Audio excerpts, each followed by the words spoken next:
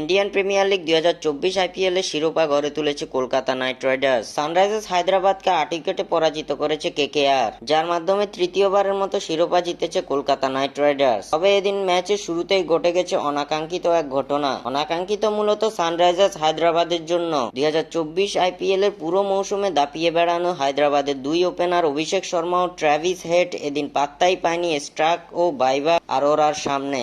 পুরো আইপিএল আসর জুড়ে বোলারদের বেধড়ক পেটানো অভিষেক শর্মা এদিন হয়েছেন নাস্তানাবুদ। মাত্র 2 রানে এই ব্যাটারকে বোল্ড করে নাস্তানাবুদ করে আইপিএল এর সর্বোচ্চ দামি ক্রিকেটার মিচেল স্টার্ক। এরপর কেকেআর এর দ্বিতীয় ওভারে বল করতে আসেন ভাইভাব আরোরা।